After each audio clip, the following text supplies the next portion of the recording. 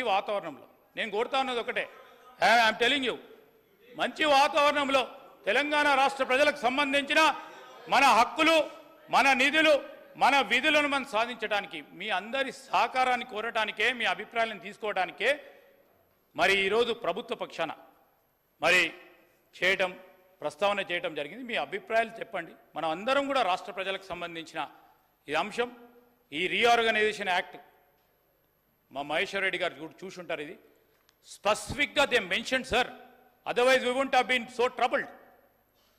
స్పెసిఫిక్గా మెన్షన్ చేసినప్పుడు ఈ రీఆర్గనైజేషన్ యాక్ట్ అప్పుడు సరే ఆ రాష్ట్రానికి సంబంధించిన అంశాలు ఉన్నప్పుడు పక్కనే తెలంగాణ రాష్ట్రానికి సంబంధించి ఈ విభజనకు సంబంధించిన అంశాలు ఉండాలి కదా సార్. ఏది లేకపోవడంతో ఎంతో మనోవేదనకు గురవుతా ఉన్న తెలంగాణ ప్రజలకు సంబంధించిన అంశాలని మనం అందరం కూడా చర్చించుకొని ఒక మంచి వాతావరణంలో మనమందరం మళ్ళా పోరాడతాం. మీరందరితో పాటు మనం అడుగుతాం కేంద్ర ప్రధానమంత్రి, మనందరి ప్రధానమంత్రి, రాష్ట్ర మంత్రులను అడుగుదాం. అన్నీ కూడా తీసుకొచ్చి మీ సహకారాన్ని కూడా కోరుతూ నాకు ఈ అవకాశం ఇచ్చిన శాసనసభాపతి గారికి కృతజ్ఞతలు తెలియజేస్తాను. శ్రీ కేటీ రామారావు గారు. అధ్యక్ష, ముందుగా గౌరవ మంత్రి గారికి, ఎందుకంటే వారు లెజిస్లేటివ్ అఫైర్స్ మినిస్టర్ కూడా, వారిని అడగదలుచుకుంది ఏమంటే అధ్యక్ష, వారు పెట్టిందేమో తీర్మానం అన్నారు. తీర్మానం కాపీస్ అయితే మాకెవరికి రాలేదు. తీర్మానం అన్నారు, చర్చ ప్రారంభించారు. మరి నేనేమనుకున్నానంటే, ఎందుకంటే ఇంత ప్రాముఖ్యత కలిగిన అంశం కాబట్టి గౌరవ ముఖ్యమంత్రి గారే మరి రాష్ట్ర ప్రభుత్వ పక్షాన సమర్థవంతంగా తీర్మానం ప్రవేశపెడుతూ వాదన వినిపిస్తారేమో అనుకున్నాను. కానీ మరి వారు ఏ కారణం చేతనో కానీ ముఖ్యమంత్రి గారు మాట్లాడడం లేదు. వారి సహచర మంత్రివర్యులతో మాట్లాడించినారు. మరి వారికి మాట్లాడడం ఇష్టం లేక మాట్లాడతలేరా, ఇబ్బంది అయి మాట్లాడతలేరా నాకు తెలియదు. కానీ అధ్యక్ష, మాకు గత 10 సంవత్సరాలుగా మేము అక్కడ ఉండి చెప్పిందే ఇవాళ శ్రీధర్ బాబు గారు చెప్పిన అధ్యక్ష, కొత్తదేం లేదు. స్పీకర్ సార్, ముఖ్యమంత్రి గారు వారికి పాపం వారి ప్రధాన ప్రతిపక్ష నాయకుడిని ఏదో అనిపించాలనే ఉబలాటం ఎక్కువ కనిపిస్తుంది. ఇంత అత్యంత కీలకమైన 4 కోట్ల తెలంగాణ ప్రజలకు సంబంధించిన హక్కులు, అనుమతులు, నిధులు సర్వం ఈరోజు మనం ఇక్కడ చర్చించుకుంటున్నాం. ఇంత కీలకమైన సందర్భంలో ప్రధాన ప్రతిపక్ష నాయకుడు గారు ఇక్కడికి వచ్చి 15 సంవత్సరాల తెలంగాణ ఉద్యమం, 10 సంవత్సరాల తెలంగాణ రాష్ట్ర ముఖ్యమంత్రిగా 25 సంవత్సరాలు పనిచేసినా అని గొప్పగా చెప్పుకుంటూ ఉంటారు. ఎప్పుడు వీళ్ళేమో భజన చేస్తూ ఉంటారు.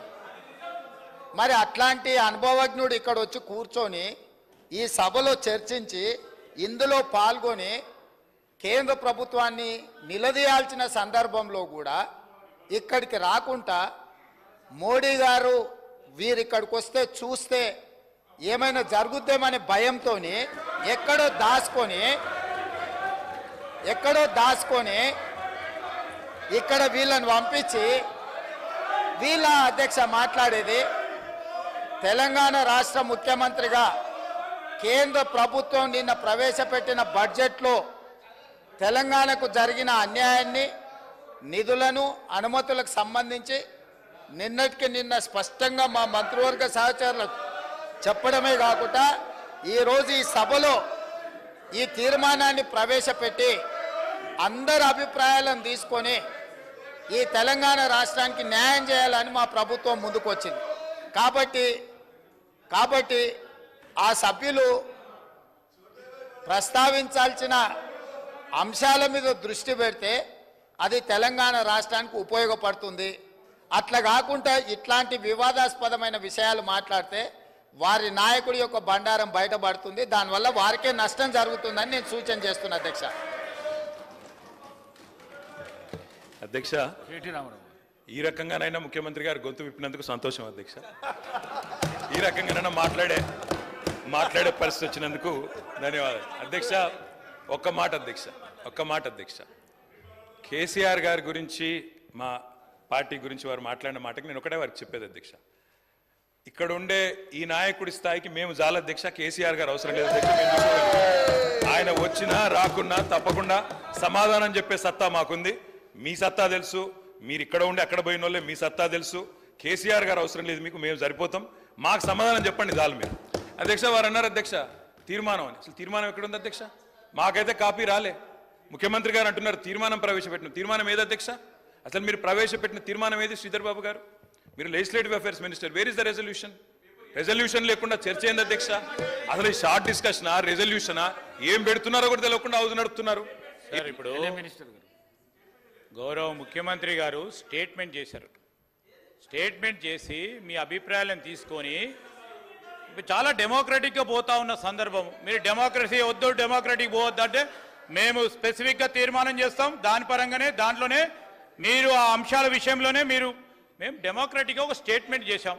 స్టేట్మెంట్ తర్వాత మీ అభిప్రాయాలను తీసుకొని ఈరోజు మేము ఒకటి ఆలోచన చేయాలా. దాంట్లో ఏముంది సార్ అధ్యక్ష? ఈరోజు గవర్నమెంట్ బిజినెస్లో ఏముంది?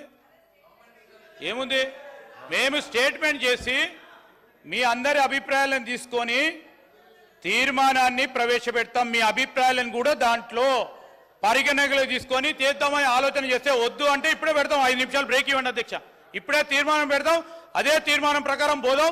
యూనిలాటరల్గా మీరు అనేక సందర్భాల్లో తెలంగాణ రాష్ట్ర ప్రభుత్వం ఆ రోజు తీర్మానం పెట్టాం. యూనిలాటరల్గా పోకుండా డెమోక్రాటిక్ స్పిరిట్లో మీ అభిప్రాయాలను తీసుకొని పోదాం అంటే వద్దంటే ఎట్లా? వదిలేద్దాం. 5 నిమిషాలు బ్రేక్ ఇవ్వండి సార్ అధ్యక్ష. మేము రెజల్యూషన్ పోయి చేస్తాం. పల్లా రాజేశ్వర రెడ్డి గారు కూర్చోండి. కేటీ రామారావు గారు. అధ్యక్ష మేము 10 ఏళ్ళు అక్కడ కూర్చున్నాం అధ్యక్ష. 10 ఏళ్ళు ప్రభుత్వాన్ని నడిపాం. ఒక స్టేట్మెంట్ కానీ ఒక రెజల్యూషన్ కానీ ప్రవేశపెట్టినప్పుడు ముందుగా సాంప్రదాయం ఏంటంటే అధ్యక్ష అసలు ప్రభుత్వం ఏం చెప్పదలుచుకున్నది, ఏ అంశం మీద చర్చ చేయదలుచుకున్నది, ముందు దాని ప్రతులు అందరికీ పంచాలి. అధ్యక్ష కొద్దిగా హౌస్ని ఆర్డర్లు పెట్టండి అధ్యక్ష. నేను మీ మంచి కోసమే చెప్తున్నా. ప్రభుత్వం ఎట్లా నడపాలో చెప్తున్నా.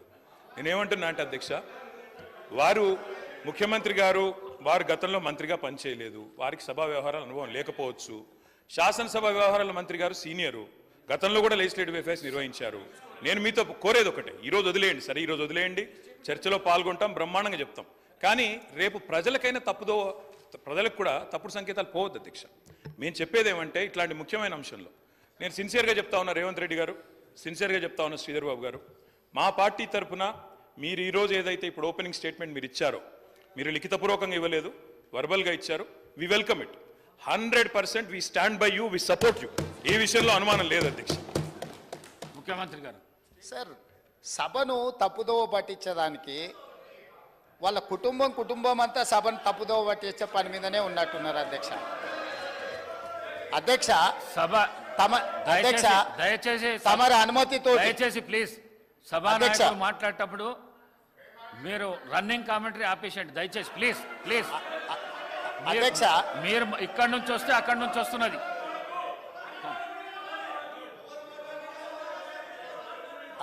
అధ్యక్ష నేను వారు మేనేజ్మెంట్ కోర్ట్ అనే అనుకున్నా కానీ యాబ్సెంట్ ల్యాండ్ లార్డ్ కానీ కూడా ఇప్పుడు అర్థమవుతుంది అధ్యక్ష. ఇనీషియల్గా నేను మీ అనుమతితో కేంద్ర ప్రభుత్వం 2024-2025 ఆర్థిక సంవత్సరానికి ప్రతిపాదించిన బడ్జెట్లో తెలంగాణ రాష్ట్రానికి కేటాయించాల్సిన నిధులు, ఇవ్వవలసిన అనుమతుల విషయంలో చూపించిన వివక్షపై సభలో చర్చకు అనుమతించవలసిందిగా కోరుతున్నాను అని స్పష్టంగా చర్చ కోసం నేను అనుమతి అడిగిన. వారు తీర్మానం ప్రవేశపెట్టినరు, తీర్మానం మాకు ఇవ్వలేదు. ఏంది అధ్యక్ష? ఎవరిని తప్పుదోవ పట్టిస్తున్నాడు అధ్యక్ష? ఇప్పుడు సమయానికి రాడు, ఆలస్యంగా వస్తాడు, వచ్చిన తర్వాత అవగాహన రాహిత్యంతో మొత్తం చర్చను ఇంత సీరియస్ ఇష్యూ రాష్ట్రానికి జరుగుతున్న అన్యాయం మీద గంభీరంగా సభలో చర్చ జరుగుతుంటే అవగాహన రాహిత్యంతో అనవసరమైన వివాదాలను కెలికి తీసి ఈరోజు మాట్లాడే ప్రయత్నం చేస్తుండే ఆ సభ్యుడు. మళ్ళొక్కసారి స్పష్టంగా ఒకవేళ కాగితం లేకపోతే కాగితం పంపిస్తా. నేను మొదట చర్చ చేయండి అని చెప్తున్నాం. మీ అభిప్రాయాలు తీసుకోవడానికే చర్చ పెట్టినాం. మీ అభిప్రాయం ఏంది? మొన్న ఢిల్లీకి పోయి చీకట్లో మాట్లాడుకొచ్చుకున్నదే మీ అభిప్రాయమా? సభలో ఇంకేమైనా వేరే అభిప్రాయం ఉందా? మీరు ఏం చెప్తారో చెప్పడానికి మీకు అనుమతి ఇచ్చినాం. అది చెప్పకుండా వివాదాలు చేసి ఏదో ఒకటి మాట్లాడితే మీరు సభలో నుంచి బయటికి పంపిస్తే అబ్బా బతుకురా జీవుడా అని తప్పించుకొని పారిపోదామని ఇట్లాంటి ప్రయత్నాలు చేస్తున్నారు అధ్యక్ష. కానీ బయటికి పంపొద్దు అధ్యక్ష, నించోబెట్టుండ్రి, వాళ్ళ అభిప్రాయం కనుక్కోండి, వాళ్ళు స్పష్టంగా చెప్పాల్సిందే. తెలంగాణ ప్రజల ముందల వాళ్ళని నించోబెట్టుండే అధ్యక్ష. చీకటి ఒప్పందాలతోని తెలంగాణకు అన్యాయం జరుగుతుంటే సభలో ఇంత ప్రధానమైన అంశం మీద చర్చ జరుగుతున్నప్పుడు ఇది తీర్మానమా, ఇది చర్చనా? స్పష్టంగా చర్చ అని నేను చెప్పిన అధ్యక్ష. కావాలంటే మీరు రికార్డులు తిరిగేసుకోండి, చర్చలో పాల్గొనండి. చర్చలో పాల్గొన్న తర్వాత ప్రభుత్వం వైపు నుంచి తీర్మానం ప్రవేశపెట్టాలని ఒకవేళ ప్రభుత్వం అనుకుంటే మీరందరూ సూచన చేస్తే ఈ చర్చను మీరు తీర్మానం కింద ఒకవేళ మలుద్దామా, మీరు యూఆర్ ఎట్ యువర్ ఫ్రీడమ్, మీరు సజెషన్ ఇవ్వండి. గవర్నమెంట్ ఓపెన్ మైండ్తో ఉంది, మీరు ఏమైనా సజెషన్ ఇస్తే తీసుకోవడానికి. అంతే తప్ప ఆయన మంత్రి చేయలే, ఈయన మా నాయన నాకేమో ఇట్లా ఉచితంగా కుర్చీలు ఇచ్చి చదువు రాకపోయినా తీసుకొచ్చి మంత్రులను చేయలే. మా నాయన చదువు రాకపోయినా సంధ్య లేకపోయినా మాకు మంత్రులను చేసి ఇంట్లో కూసబెట్టలే. మేము కష్టపడి కింద నుంచి జిల్లా పరిషత్లో పనిచేసినాం, శాసన మండలిలో పనిచేసినాం, శాసనసభ్యుడిగా పనిచేసినాం, పార్లమెంటు సభ్యుడిగా పనిచేసినాం, ఈరోజు ముఖ్యమంత్రిగా పనిచేస్తున్నాం అధ్యక్ష. ఇదంతా స్వయం కృషితోని కష్టపడి తెలుసుకొని అవగాహన కల్పించుకొని సభలకు వచ్చినాం అధ్యక్ష. అయ్య పేరు తాత పేరు చెప్పుకొని ఇందులోకి రాలేదు. కాబట్టి దయచేసి వివాదాల వైపు చర్చ వద్దు, మీరు ఈ చర్చలో పాల్గొనండి. ఈ చర్చలో పాల్గొని మీ అభిప్రాయం చెప్పండి.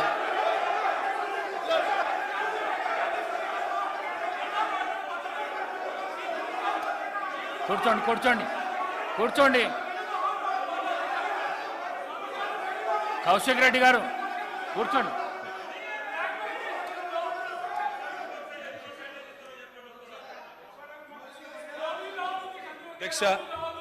అధ్యక్ష ముఖ్యమంత్రి గారికి అధ్యక్ష మీ నాయకుడు మాట్లాడుతున్నాడు జరా. అధ్యక్ష ఎవరు మాట్లాడినా హౌస్ ఆర్డర్లో మీరే పెట్టాలి అధ్యక్ష. వాళ్ళని కూడా కంట్రోల్ చేయాలి, మీరు మమ్మల్నే కాదు. పెడతలేరు సార్. అధ్యక్ష ముఖ్యమంత్రి గారికి సహనము సంయమనము ఓపిక ఉండాలి అధ్యక్ష. మాటికి ఓపిక కోల్పోయి ఈ రన్నింగ్ కామెంటరీ అవసరం అధ్యక్ష. నేను కూడా అనొచ్చు అధ్యక్ష, పేమెంట్ కోటాలో ముఖ్యమంత్రి పదవి కొట్టేసిన నేను కూడా అనొచ్చు. మాట్లాడడం మేము కూడా మాట్లాడతాం.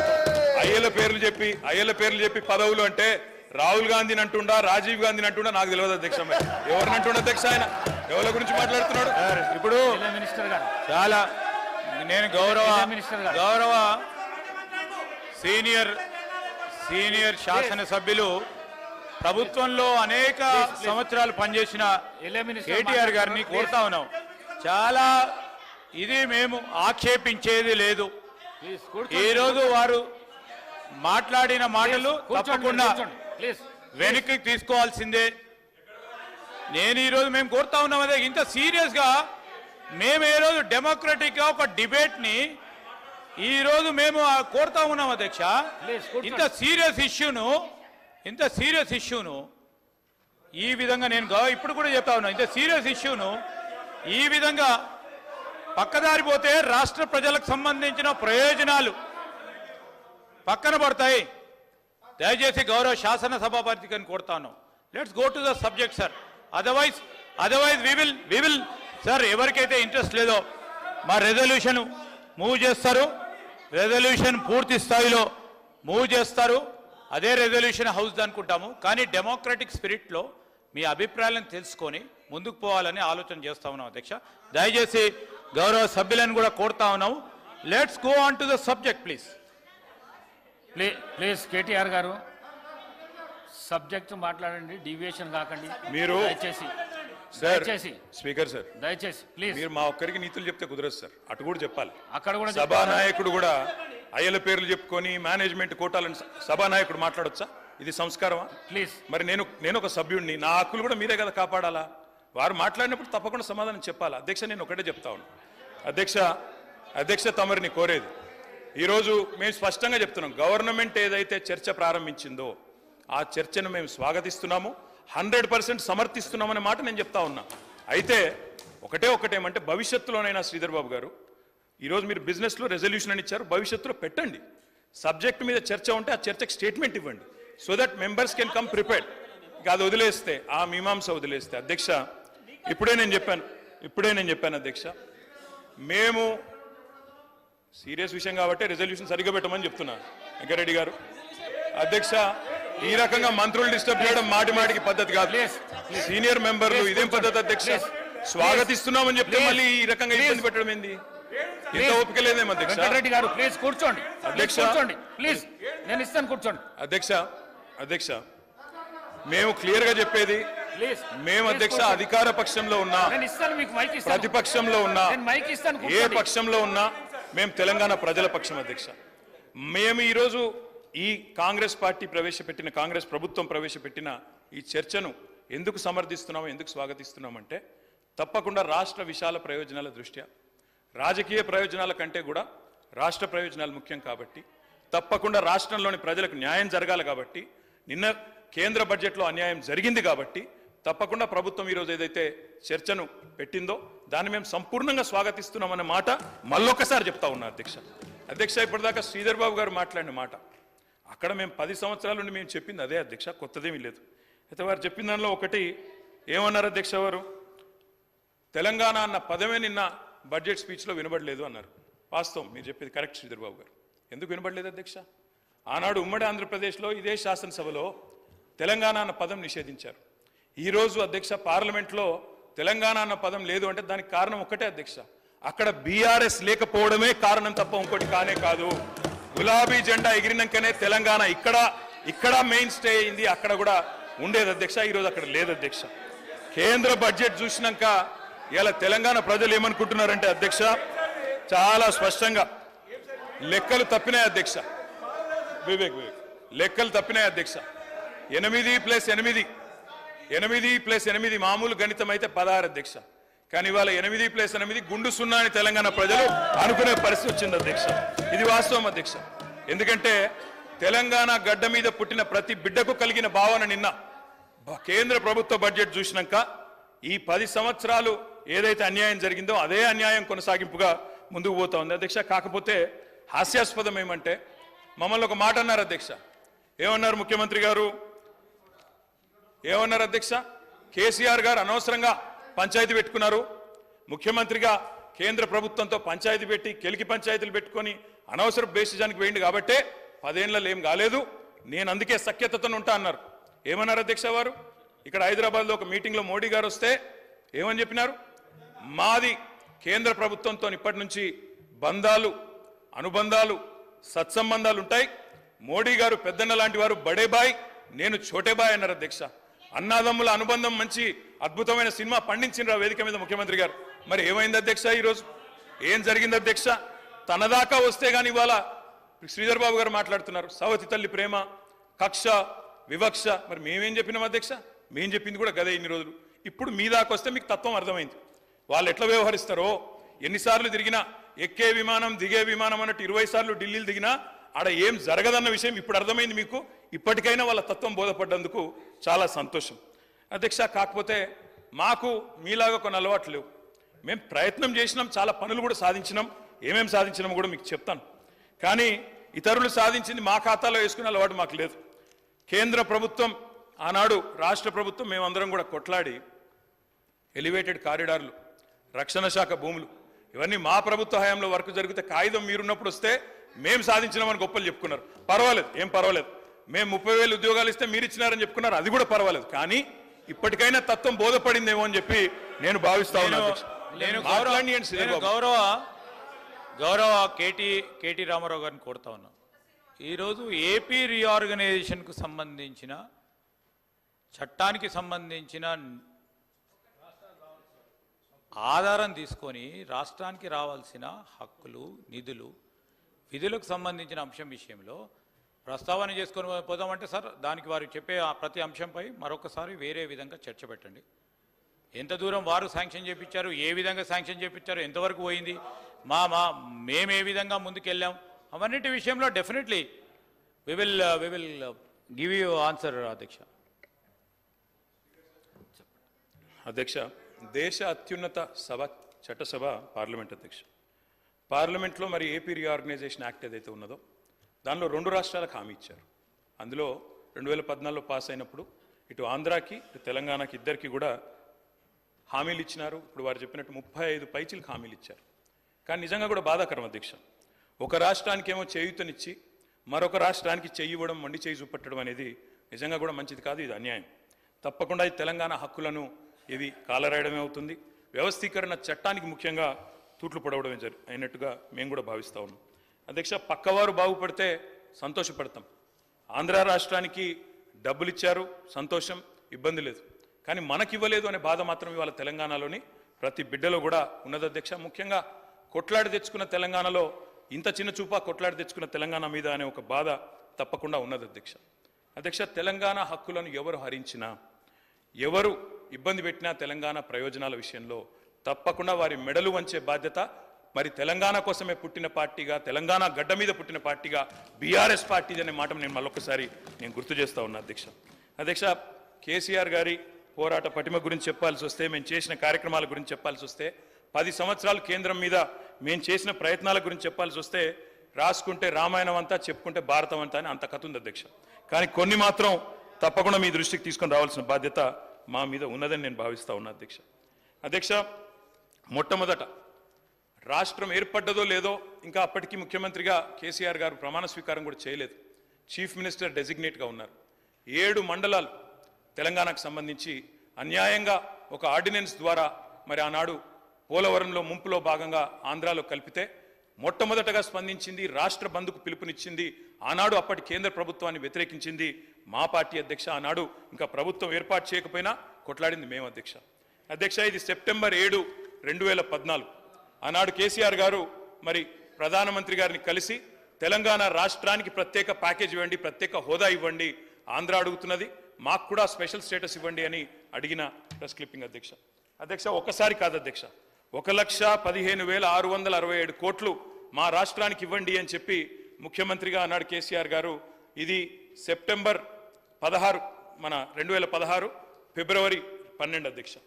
అధ్యక్ష, ఒకటి కాదు అధ్యక్ష, ఇట్లా ఎన్నో సందర్భాలు. ఇక 2015లో అధ్యక్ష మళ్ళీ కలిసిన ఫోటోలు. అదేవిధంగా ఒక్కసారి కాదు అధ్యక్ష, ఎక్కని కొండలేదు మొక్కని బండలేదు అన్నట్టు ప్రతి విషయంలో, ప్రతి ప్రాజెక్టు విషయంలో కేంద్ర ప్రభుత్వం దగ్గరికి పలుమార్లు పోయినాం అధ్యక్ష.